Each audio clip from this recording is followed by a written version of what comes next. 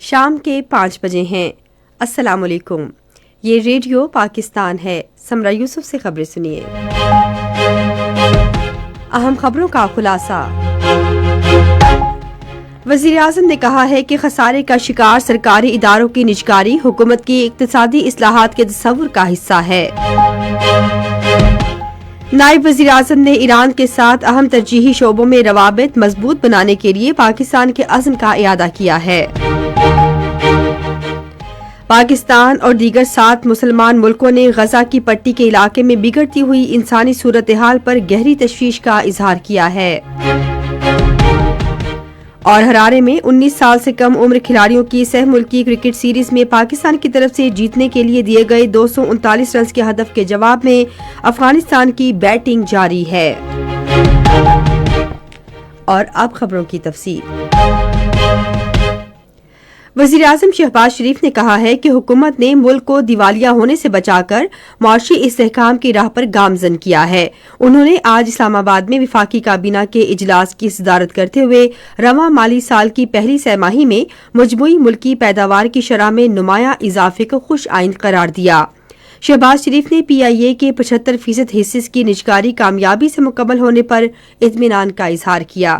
انہوں نے کہا کہ خسارے میں چلنے والے سرکاری اداروں کی نجکاری حکومت کی معاشی اصلاحات کے تصور کا حصہ ہے۔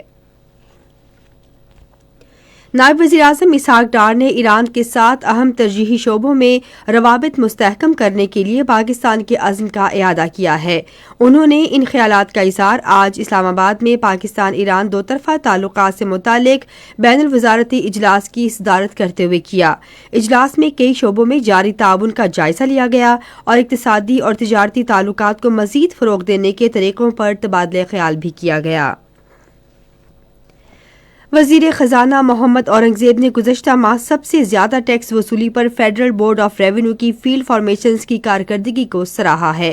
انہوں نے یہ بات آج اسلام آباد میں ویڈیو لنک کانفرنس کے ذریعے ٹی ایف بی آر اور فیلڈ فارمیشن سے خطاب کرتے ہوئے کہی۔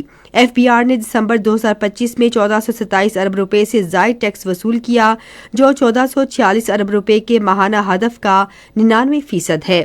وزیر خزانہ نے اس کارکردگی کو حکومت کے مالیاتی اصلاحات کے ایجنڈے، بہتر ٹیکس تعمیل، مؤثر نفاذ اور ڈیجیٹل اصلاحات کی کامیابی کا واضح ثبوت قرار دیا۔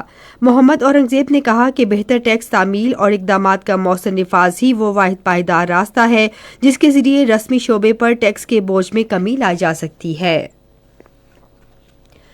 پاکستان نے تائیوان سمیت بنیادی مفادات کے تمام معاملات پر چین کی مسلسل حمایت کا اعادہ کیا ہے۔ وزارت خارجہ کے ترجمان طاہر اندرابی نے تائیوان سے متعلق صحافیوں کے سوالات کے جواب میں کہا کہ پاکستان اور چین دیرینہ دوست اور سدا بہار اسٹریٹجک تعاون پر مبنی شراکت دار ہیں۔ انہوں نے کہا کہ پاکستان ون چائنا کے اصول پر کاربند رہے گا اور تائیوان کو چین کا ناقابل تنسیق حصہ سمجھتا ہے۔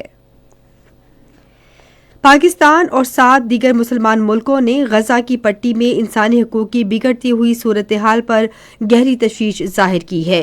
اس تشویش کا اظہار آج پاکستان، مصر، انڈونیشیا، اردن، قطر، سعودی عرب، ترکیہ اور متحدہ عرب امارات کے وزراء خارجہ کی طرف سے جاری کردہ ایک مشترکہ بیان میں کیا گیا۔ بیان میں کہا گیا کہ موسلا دھار بارش اور طوفان باد و بارہ سمیت شدید اور غیر مستحکم موسمی حالات کے باعث صورتحال مزید خراب ہو گئی ہے۔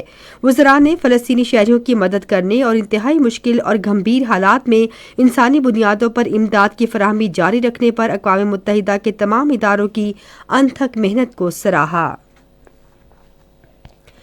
کل جماعتی حریت کانفرنس نے عالمی طاقتوں پر زور دیا ہے کہ وہ اقوام متحدہ کی سلامتی کونسل کی قراردادوں کے مطابق مسئلہ کشمیر کے حل کے لیے اپنا بھرپور کردار ادا کریں۔ کل جماعتی حریت کانفرنس کے ترجمان ایڈوکیٹ عبدالرشید منہاس نے سری نگر میں ایک بیان میں کہا کہ یہ اقوام متحدہ، اسلامی تعاون تنظیم اور بڑی عالمی طاقتوں کی ذمہ داری ہے کہ وہ 1947 سے وحشیانہ بھارتی غیر قانونی قبضے کے تحت کشمیری عوام کے ساتھ مسلسل سیاسی ناانصافیوں کو روکیں۔ اور ہرارے میں 19 سال سے کم عمر کھلاڑیوں کی سہ ملکی کرکٹ سیریز کے ایک میچ میں پاکستان کی طرف سے جیتنے کے لیے دیے گئے 239 رنز کے ہدف کے جواب میں افغانستان کی بیٹنگ جاری ہے۔ پاکستان نے پہلے بیٹنگ کرتے ہوئے مقررہ 50 اوورز میں 9 وکٹوں کے نقصان پر 238 رنز بنائے۔ اسی کے ساتھ خبریں ختم ہوئی. مزید خبروں اور تجزیوں کے لیے آئیے ہماری ویب سائٹ radio.gv.pk پر اور فیس بک کے link radio Pakistan news official پر براہ راست ویڈیو اسٹریمنگ بھی ملاحظہ کیجیے.